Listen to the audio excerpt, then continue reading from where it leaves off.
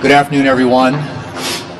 As you all know, the Senate this year has passed 11 of the 12 appropriations bills. We did that in a way we wanted to get back to regular order, and so we worked with Democrats, actually worked with Democrats on all 12. And then, of course, at the last minute, the Democrats decided they didn't want to fund DHS.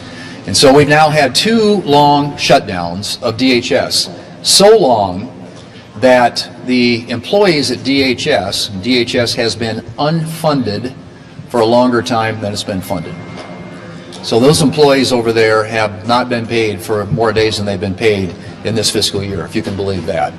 So the Democrats have effectively written themselves out of the appropriations process by drawing a line in the sand and saying that we are so committed to our open borders and defund the police policies that we are not going to fund the 2 agencies that are tasked with keeping this country safe, protecting our border, and ensuring that illegal immigrants in this country who commit criminal acts are deported out of the country.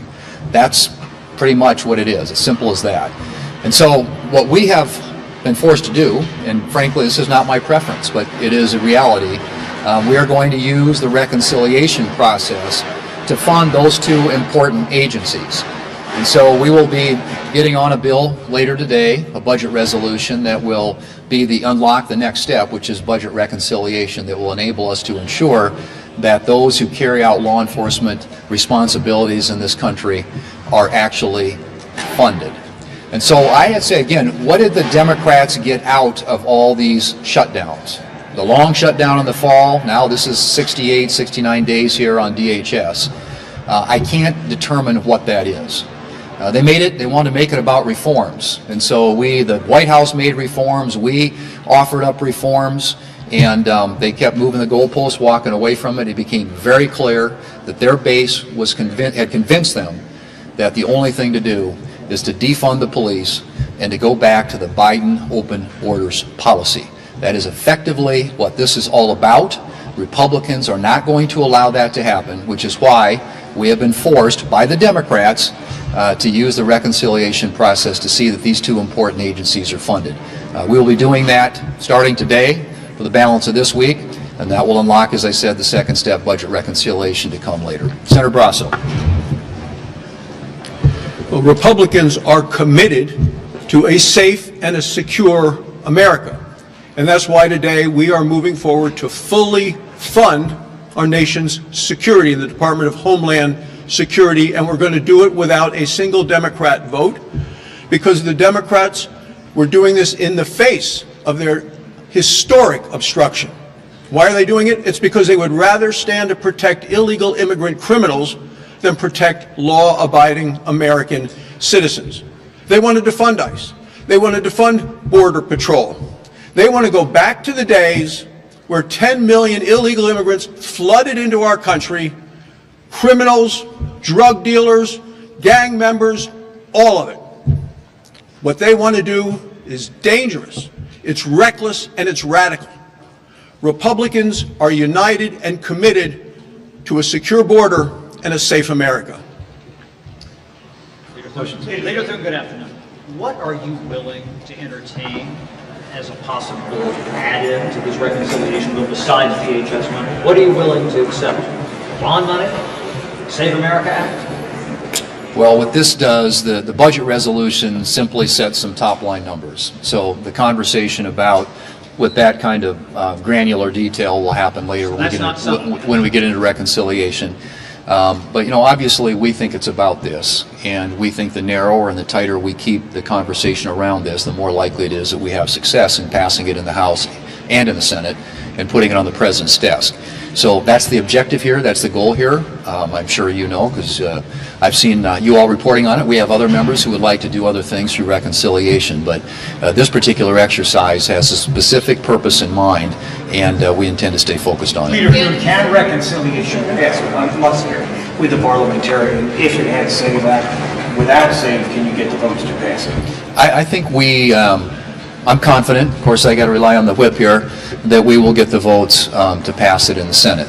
And are there other things that will be contemplated if obviously conversations with the parliamentarian to determine what could survive the Byrd test would be key to that, and we'll see. I mean, I think right now the goal is, as we've made it very plain and laid out from the beginning, is to fund DHS, ICE, and CBP to make sure that it's funded into the future, because it's pretty clear to us that the Democrats have no intention of providing any funding for either one of those agencies in the foreseeable future. So it's narrowly crafted, and we'll see if there are other things the traffic might bear when we get into the reconciliation process.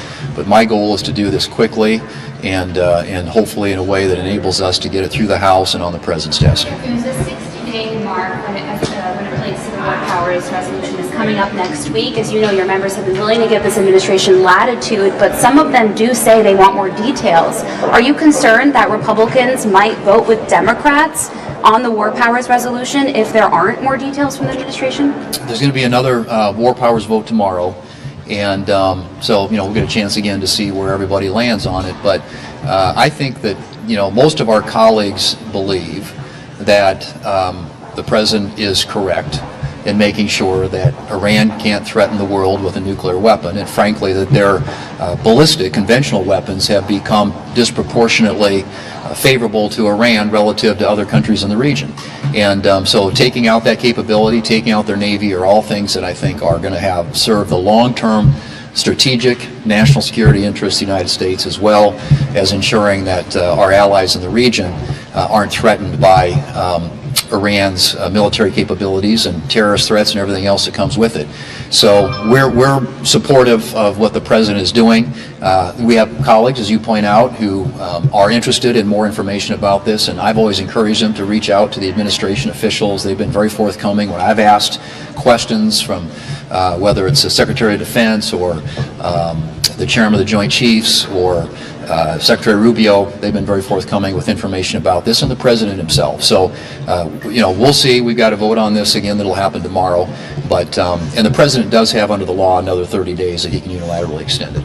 Leader Thune, can you tell us just some questions from last week? Thank you. You all know I'm not prone to your exaggeration, but the Senate Ethics Committee is one of the most secretive committees on Capitol Hill.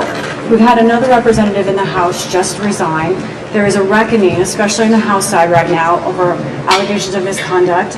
One of those congresswomen has said that she's referred a senator to your office, from her chief to your chief. Can you respond to what you know about Senator Gallego, if you have concerns? And can you respond more broadly? I know you said you're doing what you can about ethics, but why can't the Senate Ethics Committee with the chairman here be more transparent, at least about when they meet, maybe who they're talking about? The House Ethics Committee at least does that. Well, and I'll let the chairman respond to that question. But that specific matter that you referred to, we did refer to the Ethics Committee, and I think that's the appropriate role for us. I don't know the particulars of the allegation, but I know there was a House member who made those allegations, and I think the Ethics Committee will be tasked with trying to determine whether there's a there, and then to respond accordingly.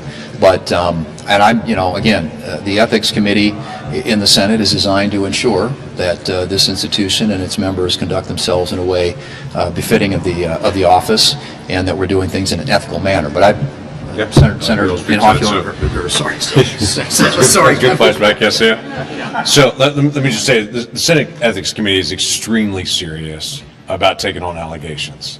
Especially allegations like sexual harassment, all the different things that are out there. We take them very, very seriously, and should take them very, very seriously on this. But we do function in a quiet manner. It's evenly divided with 3 Democrats, 3 Republicans.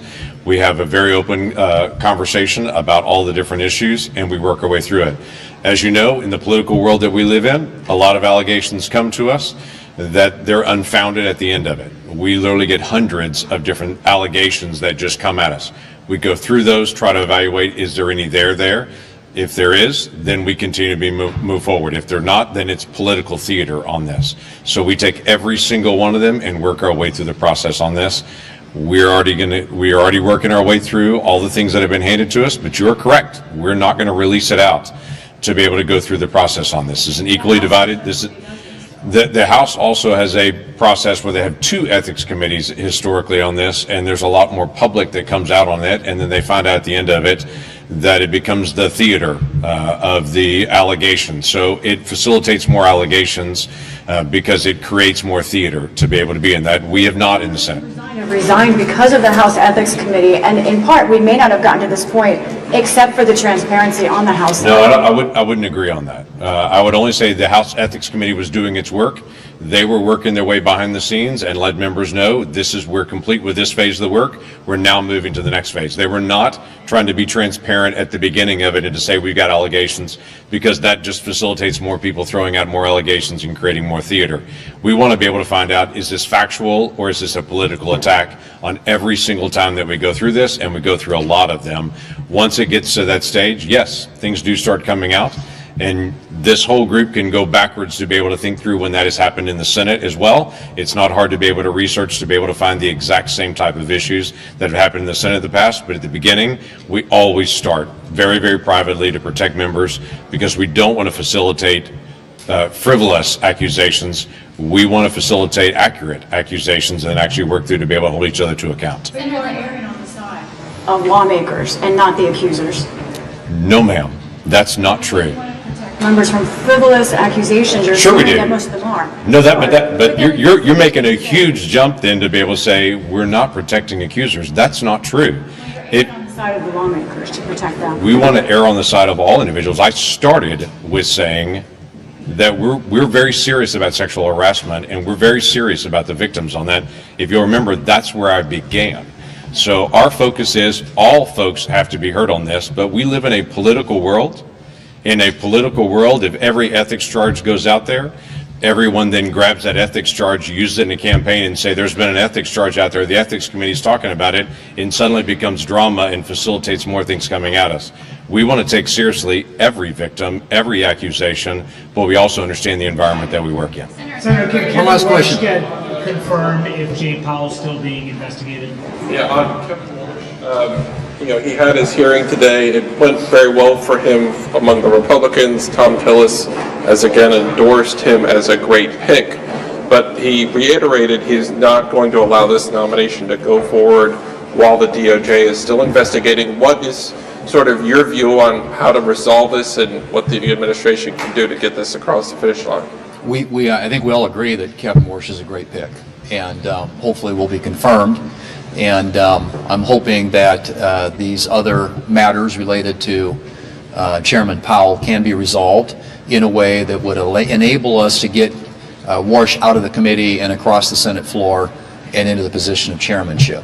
But as you know, there are currently at least some obstacles to that on the committee. But I think the sooner the administration can wrap up this investigation and get ready to move forward with a new Fed chairman, the better off everybody will be. Thank you.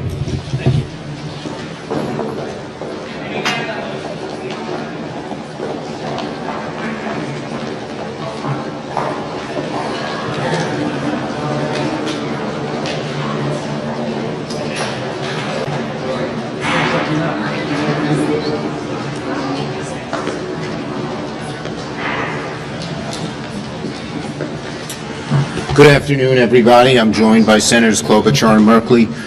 First, on behalf of our entire caucus, our hearts go out to Mark and Lisa and the Warner family. We know how much they love Maddie, how much they cared for her, and this kind of loss is unfathomable. You just can't get around it. It's horrible. Okay, anyway, let's go right to the issue here. Now, Americans want one thing now: relief. That's what Americans want right now. Lower gas, lower groceries, lower electric bills, lower costs for housing, lower costs for health care, lower costs for child care. Unfortunately, Republicans seem to have a different priority. $140 billion for ICE and Border Patrol. No reforms, no accountability, no strings attached. Let it sink in. $140 billion for ICE, $0 to lower your costs. That's these days what the Republican Party seems to stand for. Senate Republicans are choosing to follow Trump and Stephen Miller instead of the needs of the American families. Throughout reconciliation, Democrats are going to focus on cost and affordability, over and over again. Democrats, during Vote-A-Rama, Democrats are going to force a choice over and over again. Amendment after amendment, vote after vote, Republicans will have to decide, lower costs or let them keep rising, help families or block relief, take action or stand by while Americans struggle, stand with the American people or with Trump's unchecked enforcement machine. This should be an easy choice. Democrats have made our choice.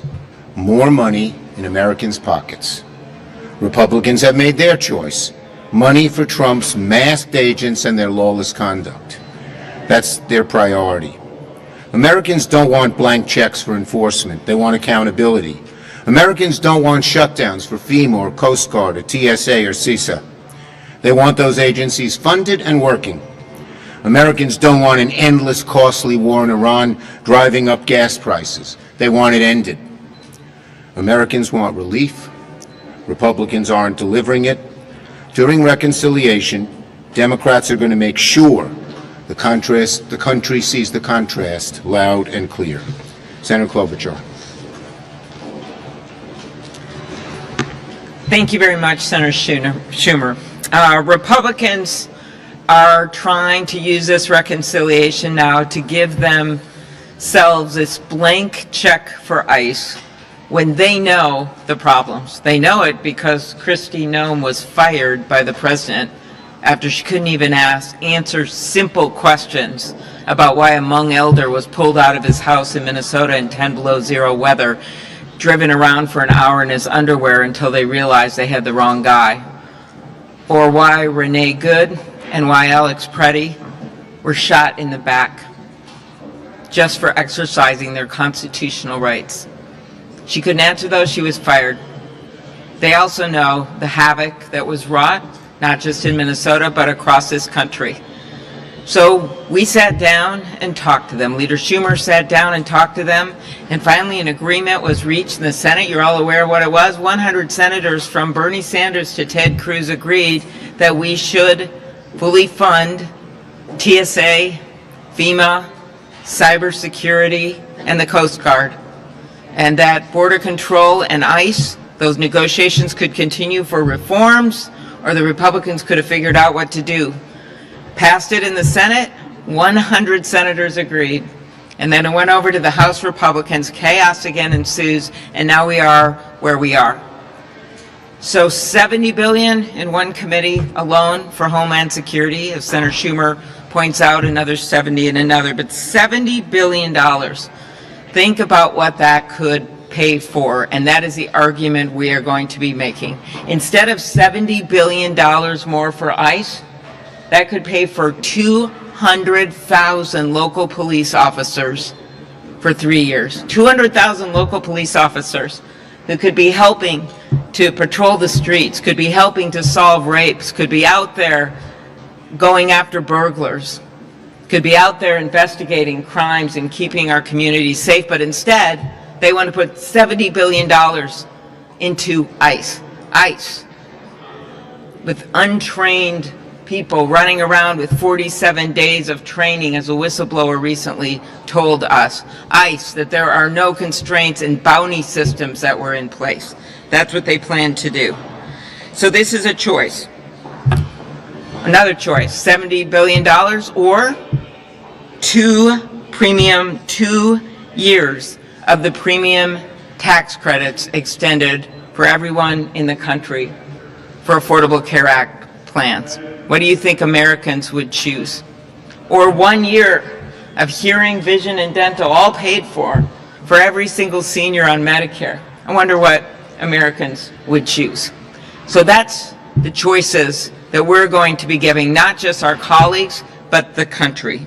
These dollars should go toward actually helping people.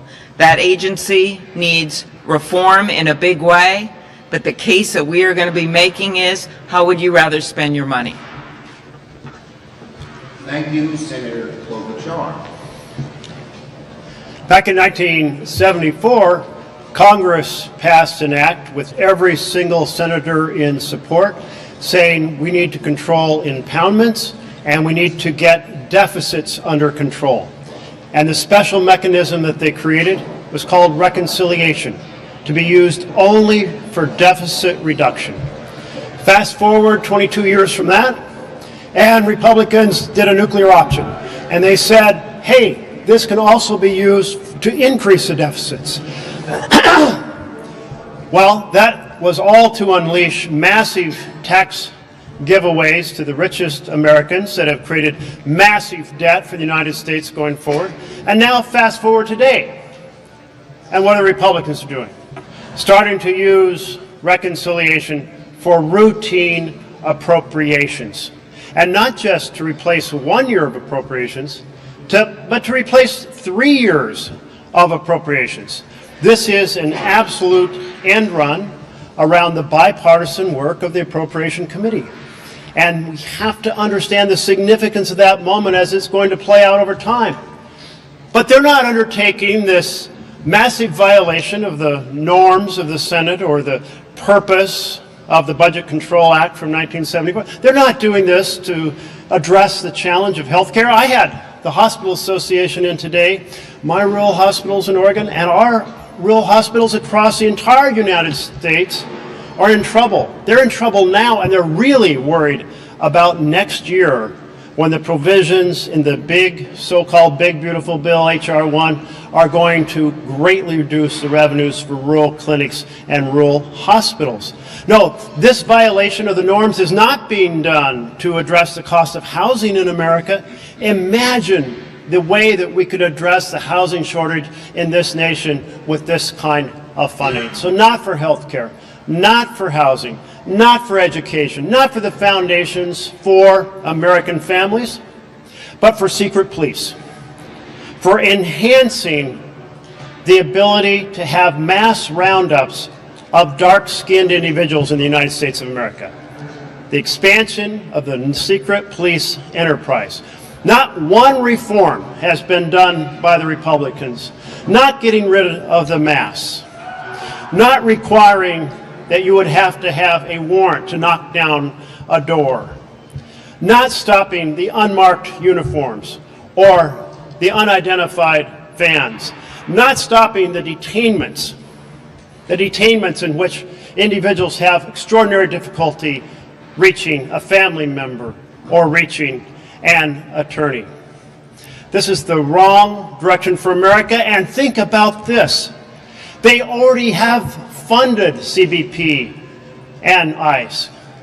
Why do I say that? Because at this moment, as I stand here right now, out of the $75 billion that was appropriated last year in H.R. 1, $63 billion of it is unobligated. Of the $65 billion that were conveyed to Customs and Border Protection last year, at this moment as I stand here, 40 billion of that is unobligated. So 63 billion, 40, that's $103 billion unobligated for this purpose, still sitting there at this moment. This is the wrong course for America. We don't need to have a situation in which costs are driven up and wars are begun. We need to instead address the foundations for families to thrive in the United States of America. Thank you, Jeff. Yes. Thank you. There's been a lot of rumors and allegations of sexual misconduct and harassment on the House side swirling around. Senator Gallego told us he proactively met with the Senate Ethics Committee. There have been allegations swirling around him. Do you believe he has done anything inappropriate, and should he be investigated? Well, first, I leave it up to the Ethics Committee. I haven't heard anything. Yes. The Senate Ethics Committee is one of the most secretive committees on Capitol Hill. Unlike the House committees, we don't know who is being investigated. We don't know what they have said in answer in response to those accusations. Should the Ethics Committee be more transparent? Look, in general, the Ethics Committee takes its responsibilities very, very seriously. I know that.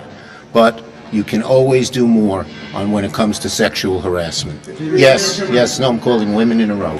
You'll get your turn. You have to wait. On DHS funding, you had wanted reforms to ICE. You're not getting them. Instead, what you're likely to get is a 3-year extension of DHS funding because they're going to go through this reconciliation process.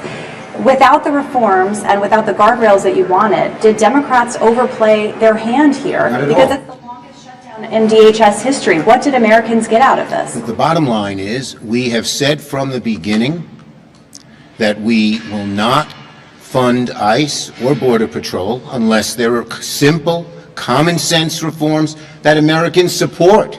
Americans aren't opposed to these reforms. Overwhelmingly, the data shows that Americans think that enforcement officers should not wear masks. They think that before you break into someone's home, there should be a warrant. They think there should be coordination with local authorities.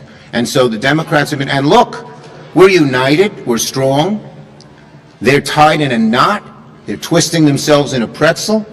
They're giving us an opportunity to emphasize the #1 issue facing the American people in terms of reconciliation. So we Democrats are staunch and united in what we did. First male. I appreciate that.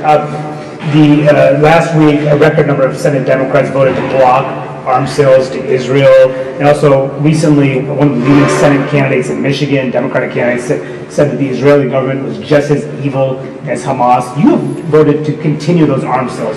Are you on the wrong side of public opinion in your party on this issue? Our caucus is united and focused on ending the war in Iran. And that's why we're going to be voting tomorrow on Baldwin's resolution, and we're going to keep voting on those resolutions again and again and again.